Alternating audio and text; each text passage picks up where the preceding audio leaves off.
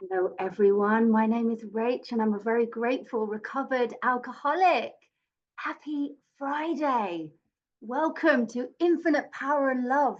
This book study, we're starting at the beginning, and I am just so grateful to be here with you all and to be on this platform, Big Book Compendium, because all they do is big book studies.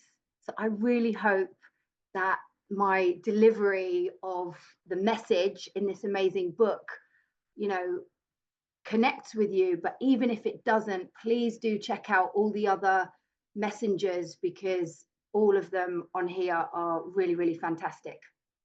So I hope you've all got your big books handy. As Debbie D says, she likes to think of taking people through this incredible book, not as a sponsee, but she said, I sponsor sponsors. So before we even get into this, Sky, thank you so much for the intro, and thank you to everyone who's doing service. And thanks everyone for showing up. I always like to take a little minute just to have some respect for this magic book, right? The clear-cut directions in here have literally saved millions and millions of people's lives. And it never ceases to amaze me just how powerful the words in this book are and the power that they have to change people's lives.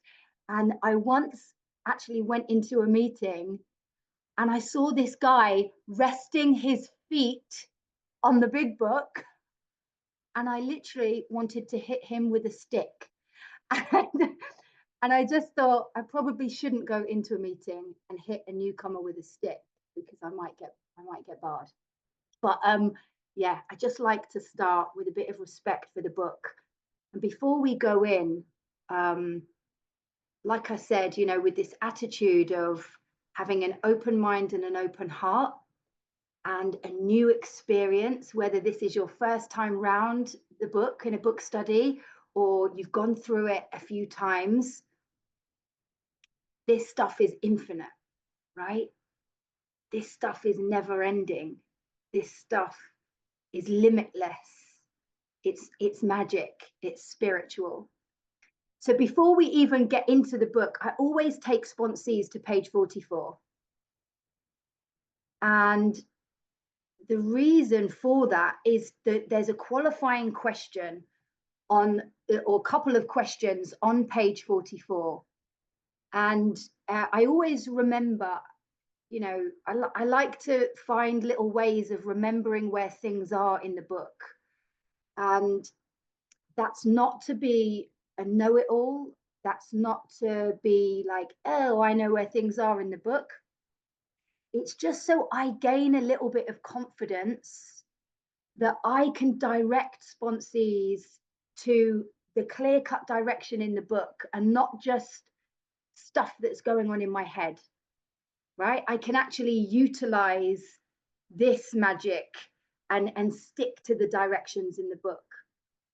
So on page 44, I remember it because it's chapter 4 and it's page 44 and it's 4 lines down. So all of the 4s. Okay. And the 2 questions are, so it's in We Agnostics, it's around step 2. And it says, if when you honestly want to, you find you cannot quit entirely, and I've put a question mark in there, squiggly underlined entirely. Entirely means absolutely, because I have worked with many people who have said, yeah, I did quit entirely. I quit entirely back in, 1998. And I'm like, but what happened after? What happened after the entirely? They obviously picked up, otherwise they wouldn't be back in the rooms with us, right? They wouldn't be sitting in front of us asking for this help. So that first question, if when you honestly want to, you find you cannot quit entirely, I asked the sponsees, can you quit entirely? Or if when drinking, you have little control over the amount you take, question mark. So I ask the sponsee, do you have little control over the amount you take? Well, there is no control. Step one is we admitted we were powerless over alcohol, that our lives have become unmanageable. And then it says, you are probably alcoholic. Now, the reason I go straight to there is because I have worked with people before who I later found out I didn't actually think that they were a real alcoholic, as described on page 21. They were probably just a hard drinker. And my first 3 sponsees didn't actually go on to sponsor people, which then made me kind of think, you know, who am I passing this message on to? I need to be passing this message on to a real alcoholic who is going to carry this message to another alcoholic, our 5th tradition. So I always start off getting a sponsee to qualify themselves. I can't tell anybody that they are an alcoholic or addict, but they can qualify themselves. So I always start off there. And then we're just going to go through the front of the book. So when I turn the blue page, obviously mine has got the cover taken off it, the plastic cover taken off it. This is completely blank. I've done all of this stuff in book studies, by the way. I can't take any of the credit. All of the stuff that I've learned over the years is just stuff that I've picked up from doing book studies, you know, over the years. And this is really symbolic, this blank page. And I love this reminder of this being a clean slate. Can I show up each day with humility? Can I show up? And because it tells me in the book, it's on page 58, and it says, some of us tried to hold on to our old ideas, but the result was nil unless I let go absolutely. It also says, you know, it's simple but not easy, and that's not easy, right? Showing up with a blank slate, trying to forget everything I think I know. That might be, it's definitely a challenge for me. It might be a challenge for you. But this beautiful symbolic page of this is how I'm going to show up every day. And as we go through the book, we learn to kind of, you know, we go through our step 3 where we learn how to turn our will and our life over to the care of God. So when we turn the page again, we've got Alcoholics Anonymous here. And I've just put my name and my number on the top. I know some people who say, I know that this has happened to some people where they've been like, I don't mind if I lose my book, then it was meant to go. I love this book. This book was actually bought for me by a random woman that I had never met. She paid for this book for me, and it has become, you know, one of the most important things in my life because it's led me to a power greater than myself. So I don't want to lose it. So I've got my name and my number in there just in case. And then we've got on the next page, we've got the title page. So this, I thought this was a trick question when I did this book study a while ago, and the person said, what is Alcoholics Anonymous? And I was like, well, it's a global fellowship. Like it's a, you know, I was thinking, oh, is it a trick question? Actually, Alcoholics Anonymous is this book. This is where the fellowship stemmed from. It came from this book. And just beneath that, it says the story of how many thousands of men and women have recovered from alcoholism. So there's our first promise. This book is telling me that this is a past tense, have recovered. The ED is, it have recovered. Now that doesn't mean that I am cured. It tells me throughout the book that I am a woman who has lost her legs. I cannot grow new ones. Once an alcoholic or addict, always an alcoholic. But what this says is that these thousands of men, men and women, which we can now change to millions. This is factual. Millions of men and women have recovered from alcoholism. There is a solution. We do have hope, and we are holding the magic key, the treasure map that leads us to this treasure, which is God, right? Connection with our higher power, whatever that means to you. So I just made a little slide, and I'll just show you, because it doesn't show this on the American version of the book because of legalities, unfortunately, because of the copyright and it not being able to be enforced. So unfortunately, on the American version, this is not there anymore, but on the English version, we do still have this beautiful symbol. And when it was first explained to me, I just thought, wow, is this not so incredible? I didn't actually know what this symbol meant, and now it just has so much depth and weight. So we call these three sides of the triangle the three legacies.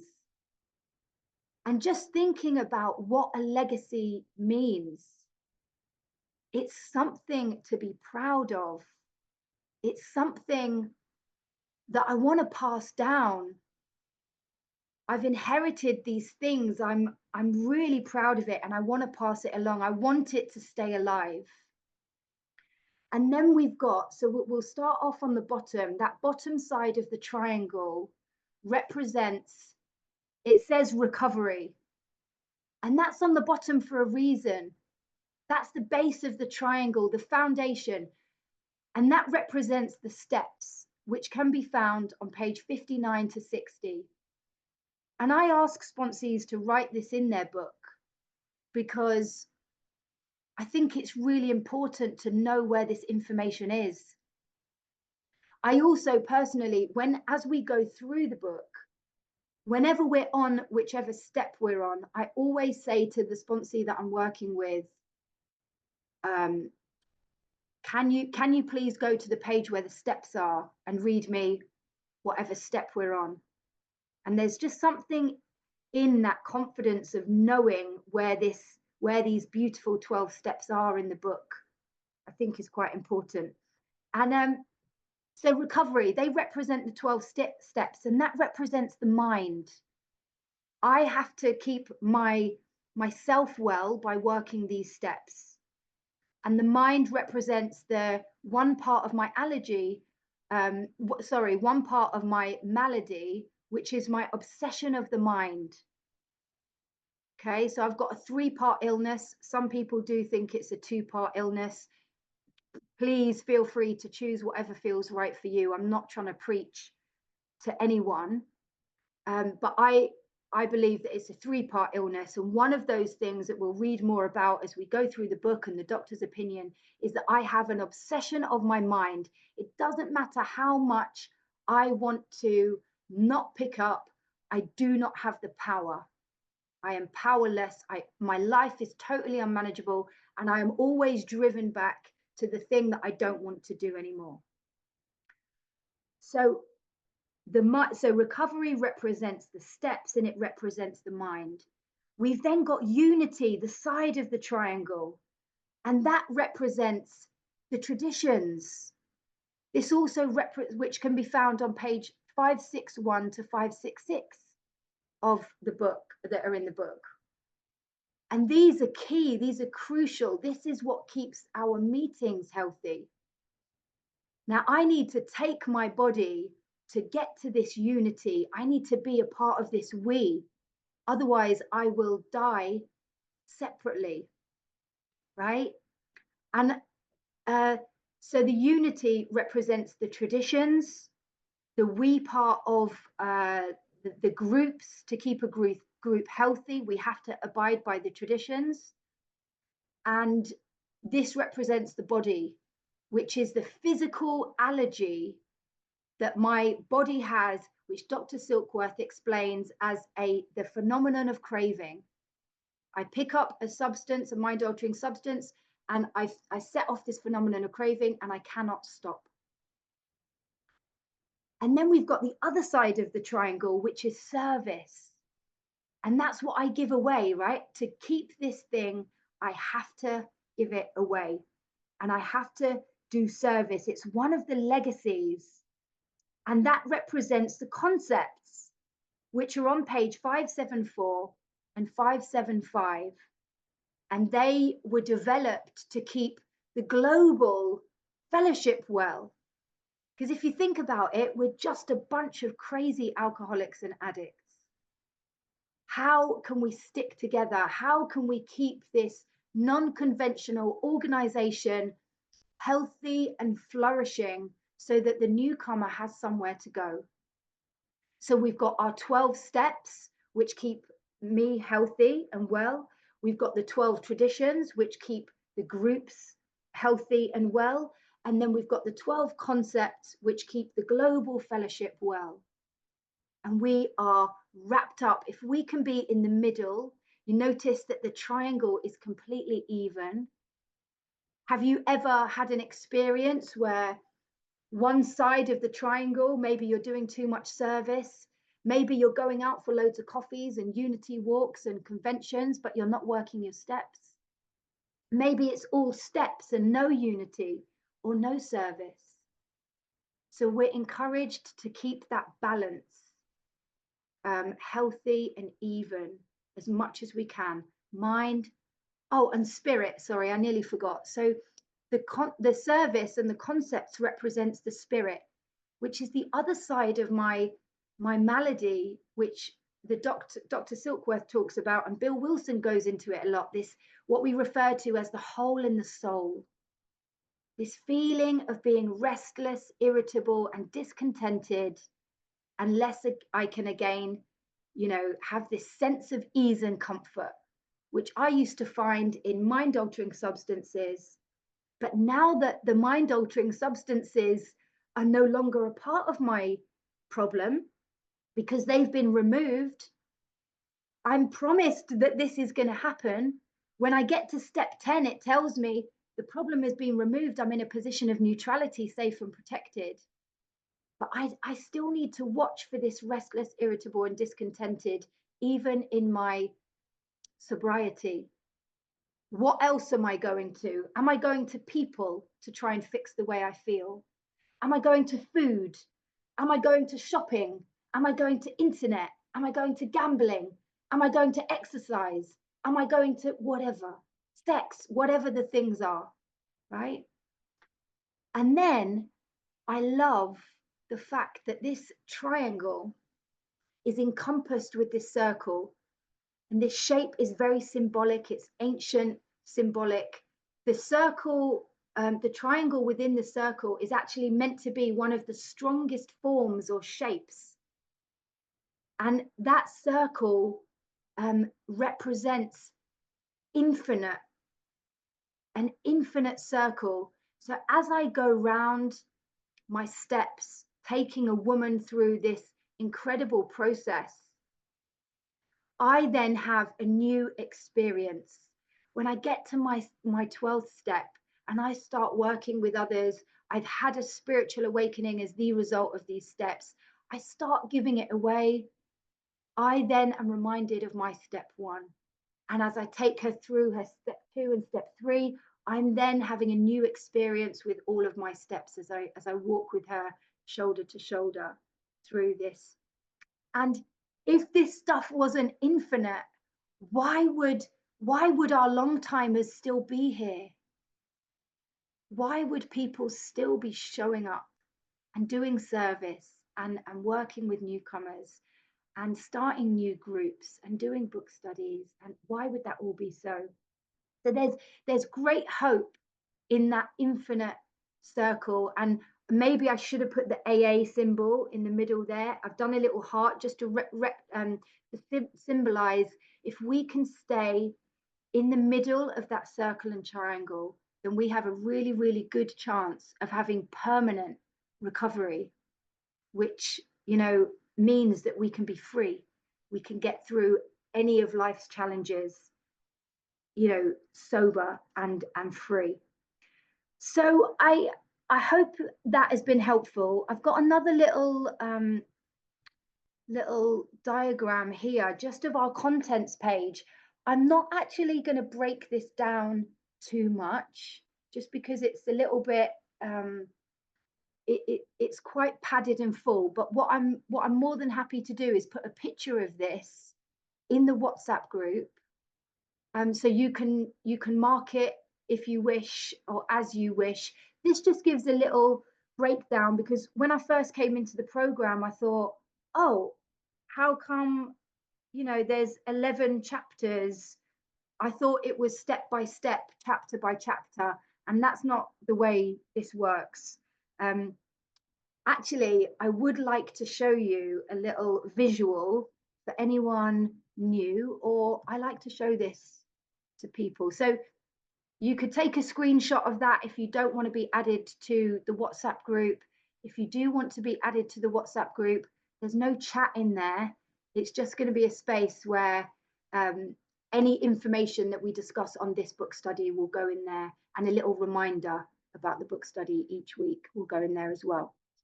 So I'll just stop that, and I just want to show you a little visual, because when I came in, I don't know if you guys can relate to this, but I was just like, ugh, a book.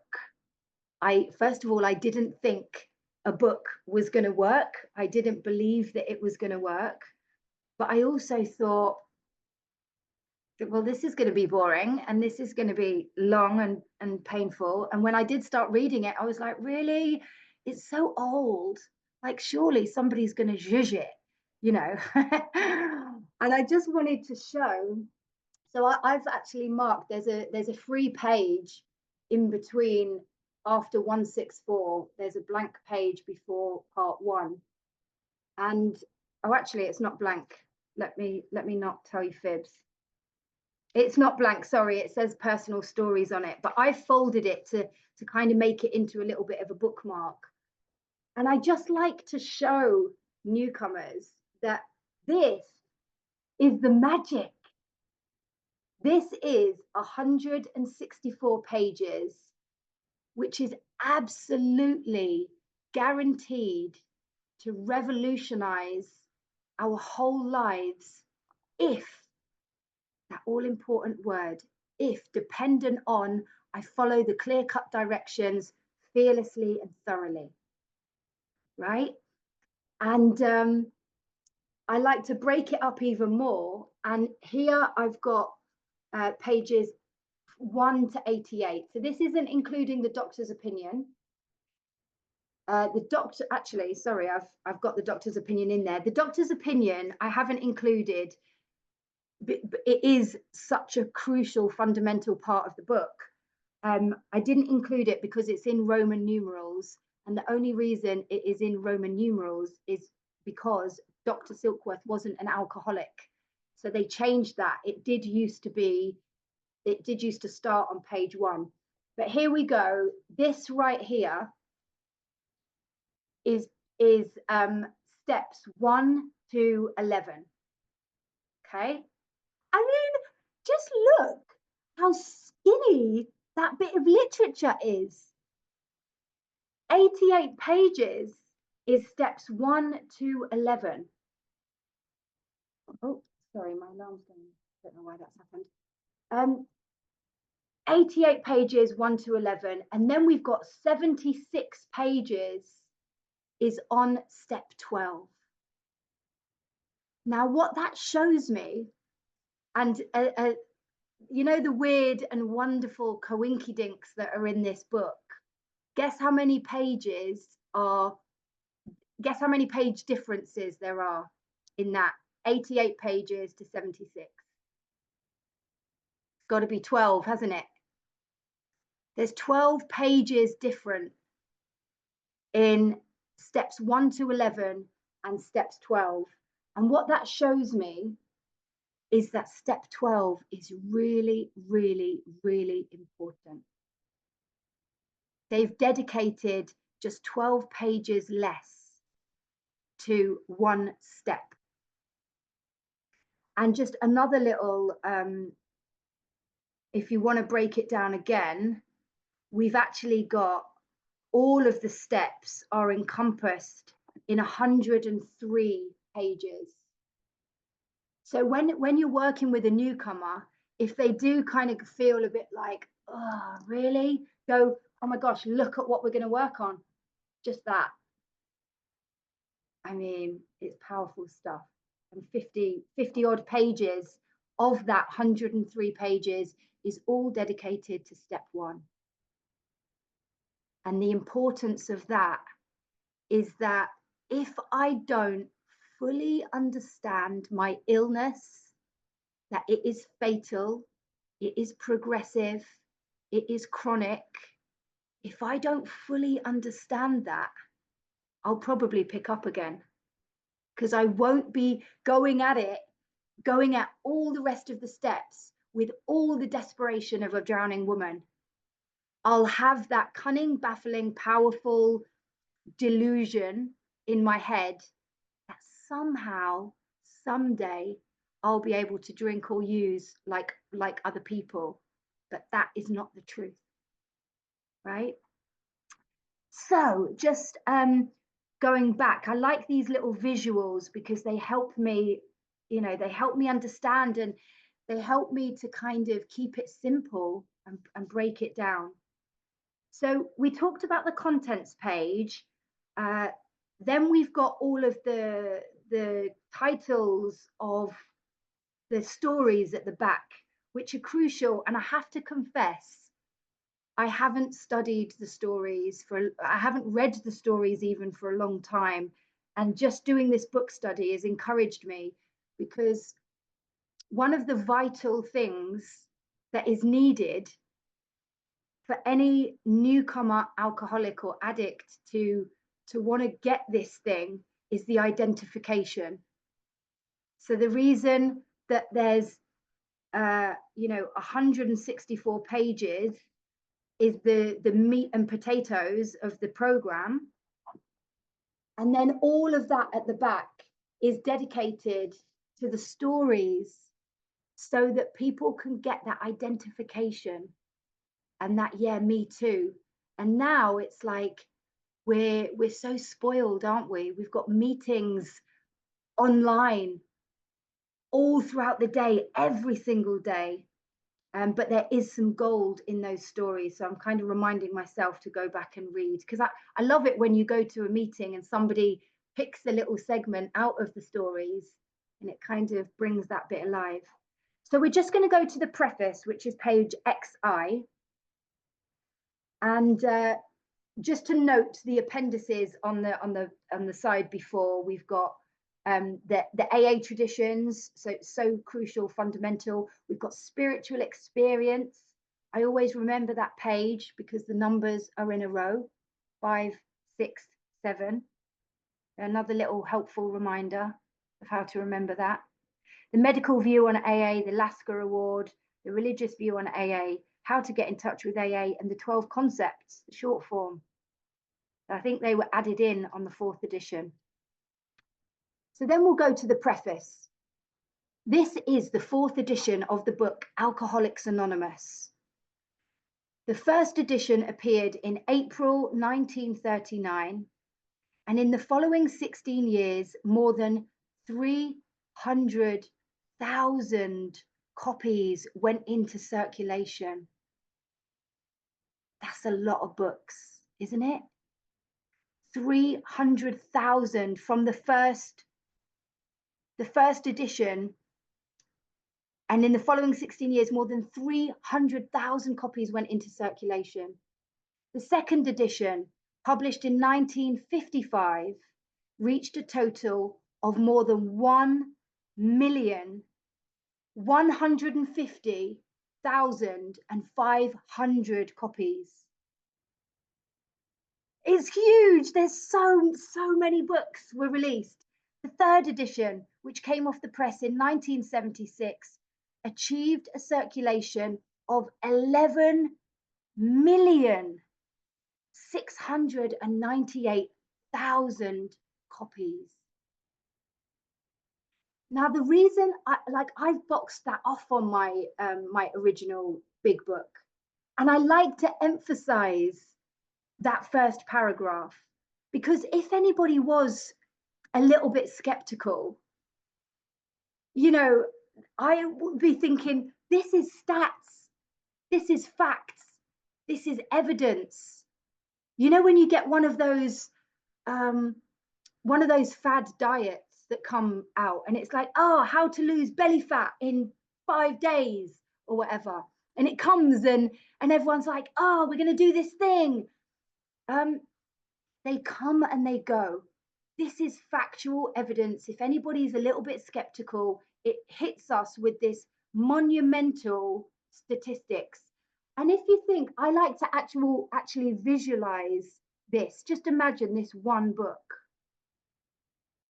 Now imagine 300,000. Now imagine 1 million. Imagine them stacked up in your living room. Now imagine 11 million books.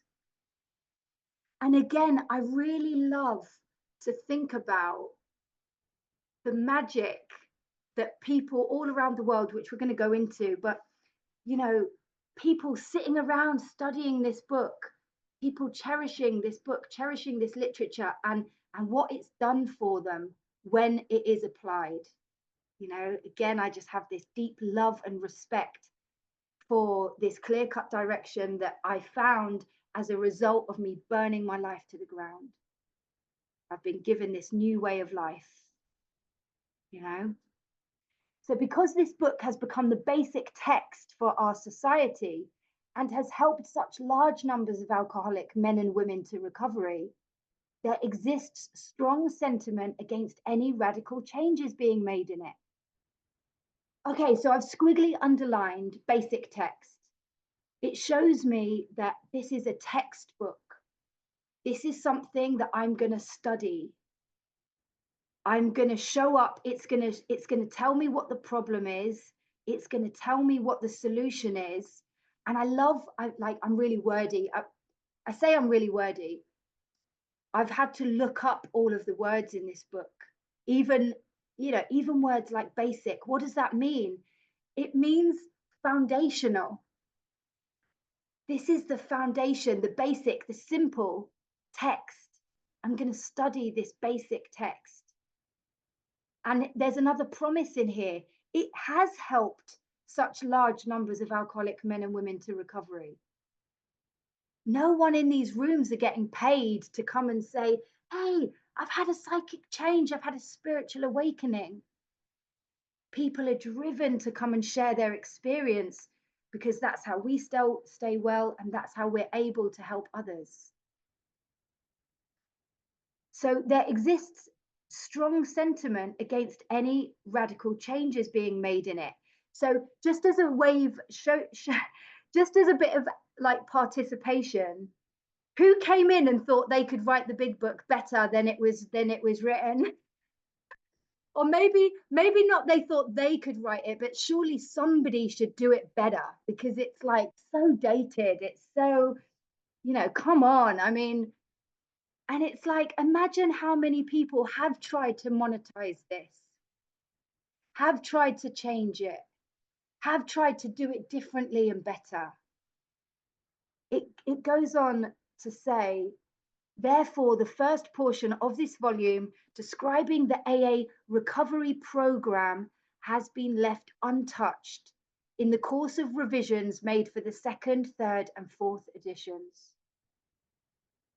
So I love, again, it's quite wordy. What does it mean to have a recovery program? It refers to this this program that we work like throughout the book. It talks about a design for living, a way of life, an action program, a recovery program. A program is something that's laid out for me. It's a method. It's a set plan that I can follow, that is like guaranteed to get me well and keep me well if I continue to do it. So it's been left completely untouched in the course of the revisions made for the second, third, and fourth editions.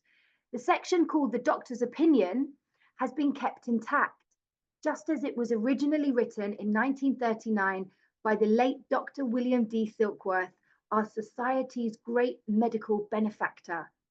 So he benefited greatly. There's so much love there for this man. We're going to talk about him more as we go through the book. And yeah, I'll just carry on reading. So the second edition added the appendices, the 12 traditions, and the directions for getting in touch with AA. But the chief change was in the section of personal stories, which was expanded to reflect the fellowship's growth.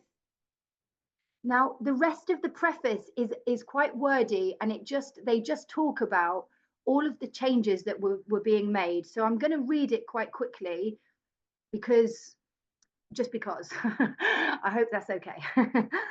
So Bill's story, Dr. Bob's nightmare, and one other personal history from the first edition were retained intact. 3 were edited, and one of these was retitled. New versions of 2 stories were written with new titles. 30 completely new stories were added, and the story section was divided into 3 parts under the headings that are used now. In the third edition, part 1, Pioneers of AA, was left unchanged. 9 of the stories in part 2, They Stopped in Time, were carried over from the second edition. 8 new stories were added. In part 3, They Nearly Lost All, 8 stories were retained. 5 new ones were added. This fourth edition includes the 12 concepts for world service and revises the 3 sections of personal stories as follows. 1 new story has been added to part 1, and 2 that originally appeared in part 3 have been repositioned there. 6 stories have been deleted. 6 of the stories in part 2 have been carried over. 11 new ones have been added and 11 taken out. Part 3 now includes 12 new stories. 8 were removed in addition to the 2 that were transferred to part 1. Thanks for staying with me. I know it's very wordy. I just listened to someone today who said that some of these stories were taken out because people actually picked up. But it goes on to say, all changes made over the years in the Big Book, AA's fond nickname for this volume, have had the same purpose. And purpose means why something was created. To represent the current membership of Alcoholics Anonymous more accurately, and thereby to reach more alcoholics. That all-important identification, that language of the heart, that attraction rather than promotion, that solution, that hope to reach more alcoholics. If you have a drinking problem, we hope that you may pause in reading one of the 42 personal stories and think, yes, that happened to me. Or more important, yes, I felt like that. Or most important, yes, I believe this program can work for me too. We've got all of that experience. And again, in my original Big Book, I've got read the stories. So we're going to jump over to the forewords to the first edition. And it says, this is the foreword as it appeared in the first printing of the first edition in 1939. Okay. So, and thanks for staying with me with that bit. If there are any newcomers in the room, when I first came into the program, I really didn't care about Bill Wilson, Dr. Silkworth, Dr. Bob, Dr. Silkworth. I didn't care about any of this. I wasn't interested. I wanted you to fix me so I could get on my merry way, go and make my millions and have a happy life. What's happened as the result of having this incredible experience with the book and the steps is that I've developed a profound hunger for what this stuff can offer. And I believe my second sponsor, who took me through the book, line by line, page by page, from the beginning of the book till the end of the 164.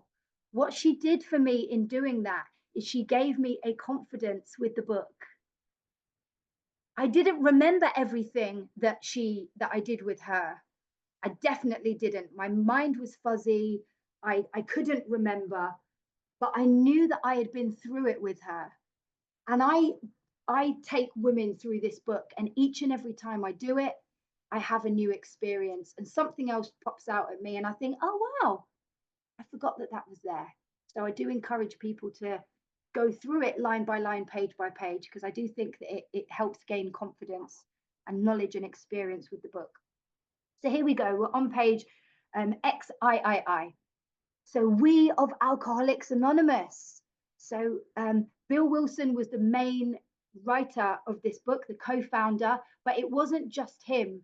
He had him, and it was a collaborative effort. He would write some and take it back to the group. And they were the first 100 or 82. I don't know the exact numbers. I think it's about 82 or 81. But we, and that word, that all important word, is so small, but so powerful. And it represents this, our first tradition, our common welfare must come first. Personal recovery depends upon AA unity. If I don't stick together with you guys, I die separately, right? My illness, my unmanageability, my isolation, my restless, irritable, and discontented, my I'm not like you wants me alone, festering on my own thoughts and my wants and needs. What the program teaches me is that unity, to be a part of something, to give back, to show up even when I don't want to. So we of Alcoholics Anonymous are more than 100 men and women who have recovered from a seemingly hopeless state of mind and body. Okay, so there it is again. It's saying that word. There's a bit of controversy in the rooms. Some people get offended by people saying recovered. They prefer the word recovering. I don't mind what or how you want to, refer to yourself. I personally say that I am recovered from a hopeless state of mind and body, because I haven't picked up a mind-altering substance for nearly 5 years. I know that I'm not cured. I know that if I put this stuff down, if I stop working with others, if I stop praying and meditating, I have no shadow of a doubt that I am powerless and that I'll pick up. But today, I have this daily reprieve, and I know that if I keep on doing what has been the spiritual tools that have been laid at my feet, if I continue to do that, the evidence is that I can be safe and protected. That's been my experience. So it says this, and this word hopeless is really, really important, because we're going to go into it. We're going to keep on talking about it as we go through the book. But this hopeless is so important because it's what Dr. Silkworth gave us when that key piece of information that was, unless I understand that without this spiritual solution, I am hopeless.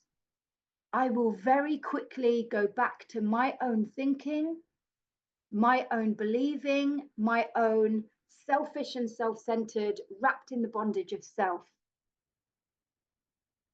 And that hopelessness, unfortunately, for most alcoholics and addicts, to be beaten into a sense of reasonableness. Without that hopelessness, I would have carried on doing what I was doing if I could have. So that hopelessness is like paramount. It's the paradox of our program, is that I have to admit complete defeat, complete hopelessness, before I can actually say, yes, I need help. Please help me, and put my hand out.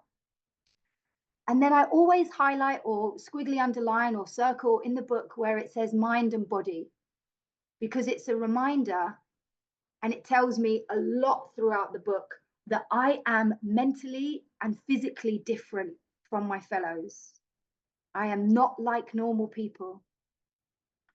So from a seemingly hopeless state of mind and body, this sentence right here is so powerful.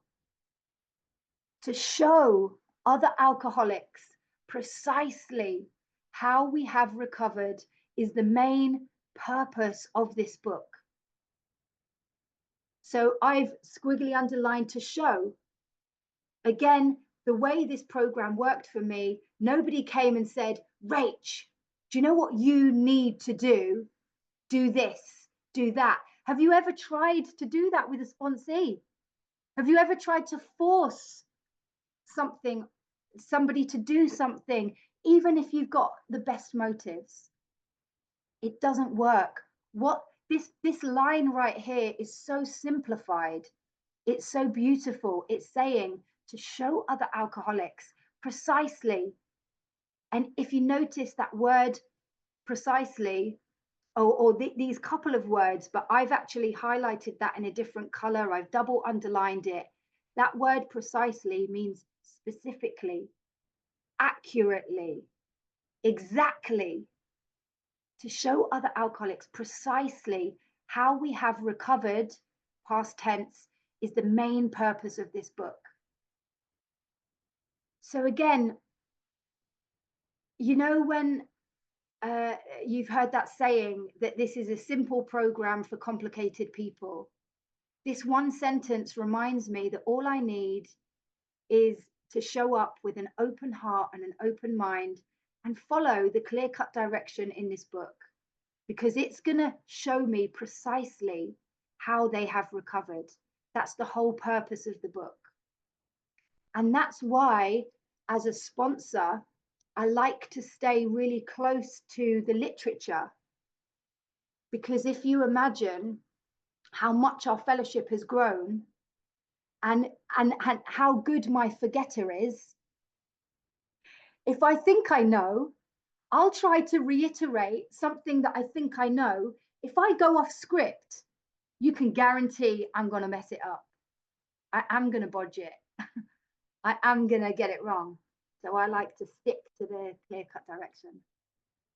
So it says, oh, and just as a little side note, whenever there is italic in the book, think about, oh, here is a replica all the way from Akron, Ohio. Somebody sent me this, and this is what the first book looked like. And the page, in fact, I think the size is different.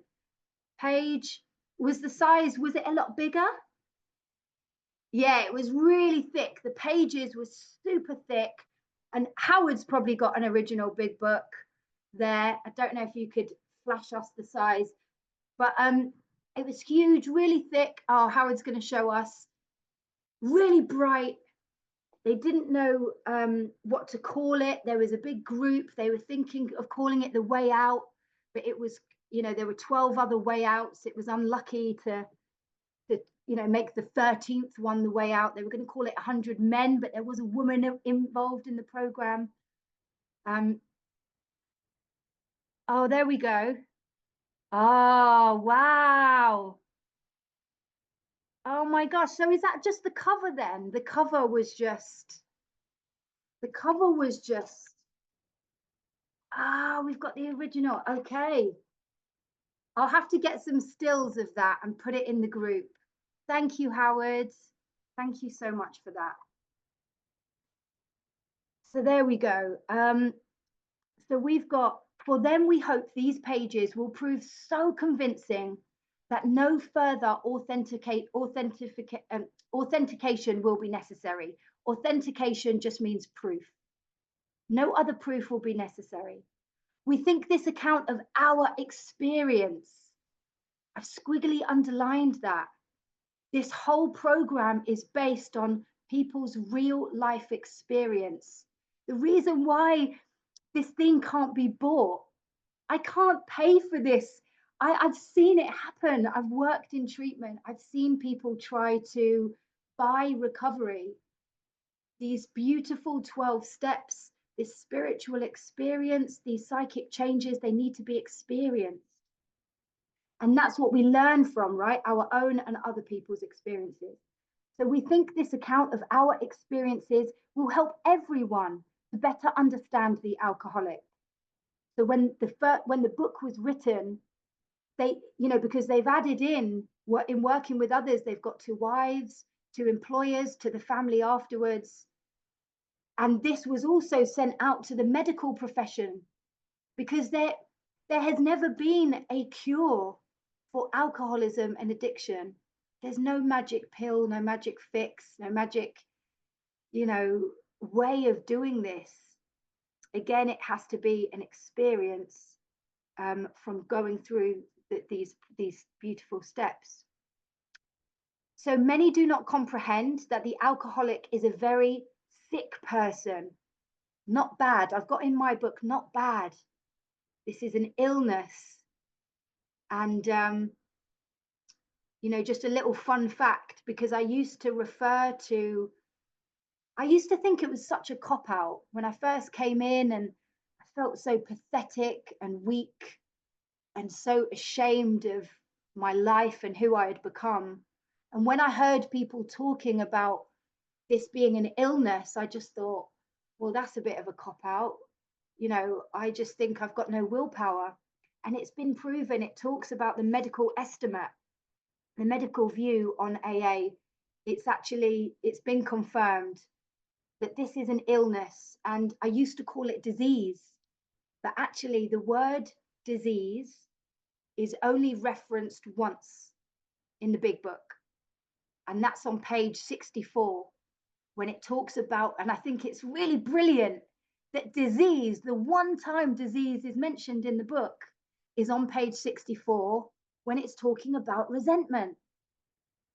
Because if you think about what a resentment is, to re-feel something, it is kind of like a disease, right? I don't want it. It's infectious. It's contagious. I don't want it. And it says resentment is the number one offender. It destroys more alcoholics than anything else. From it stem all forms of spiritual disease. And I've got a little line in between it. And so it kind of reads like dis-ease. For we have not only been mentally and physically ill, we have been spiritually sick. So I jumped there because I now refer to this as an illness, because it is referred in the big book as an illness 14 to 16 times. And it only refers to it as a disease once. And I like that, because I just think disease has that connotation of it being kind of dirty, whereas illness, on page 18, it talks about cancer, but nobody understands that this is an illness.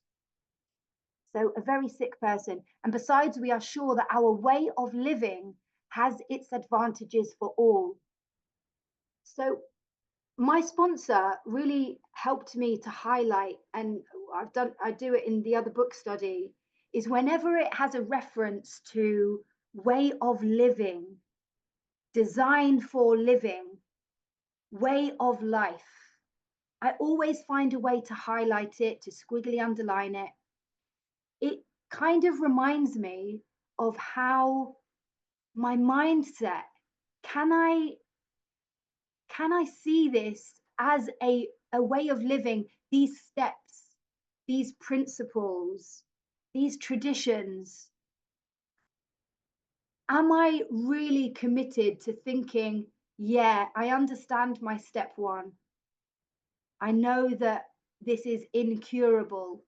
I know that I have a chronic, progressive, fatal illness, and that without a spiritual solution, it is inevitable that I'm going to pick up. So the more I can understand from the very beginning that this is a way of life for me, I'm going to embed this into my way of life. It kind of makes me show up a bit more like, you know what, let me just get to it. Let me just get to it now. Let me start taking action now. So it gets easier. All of these disciplines that I was taught in those early days, they have become a way of life for me, which did me great favors. in the early days, because now it feels weird not to do my nightly review, or not to do, you know, a spot check. Well, I cannot do a spot check inventory and I stay in the disease of my resentment. I'm not following the clear-cut direction. So I love thinking of this as a way of life. And then it also gives me a kind of attitude of, how am I going to show up for my recovery? Oh yeah, thank you, Betty. How am I going to show up for this way of life? If I know that I need to do this for the rest of my life, am I going to show up like, oh my God, I've got to do service, I've got to sponsor people, oh, it's so annoying, I don't want to do it. I know that I need to do this for the rest of my life. So hopefully we're going to have some more love and enthusiasm. Hopefully. So it's nearly time. And again, that all, I've underlined that all because this way of living has its advantages for all, not just the alcoholic or addict. This ripple effect goes far and wide. And just before we close, because I won't go over and I won't go into the next paragraph, but just thinking back to what we read about those 11 million copies, however many it is now. I don't know if it's 19 million or 30 million. I'm not sure what the stats are. Maybe somebody in this group knows. But let's just think about those millions of books and think about the alcoholic or addict who is reading or studying those books. And then let's just close on thinking about the ripple effect, the advantages for all. The children that got their parents back, the parents that got their children back, the medical professionals, the school teachers, the nurses, the doctors, the people getting their hobbies, their passions, their lives back. People opening their eyes and being grateful to hear the sound of birds, or watching the leaves drop off a tree and going, oh my God, I'm alive. This is magic. I think I will end it there. Thank you so much for joining me. I'll just pause the recording. I'll just stop the recording. Actually, do I record this bit, Paige? Oh, no. Okay.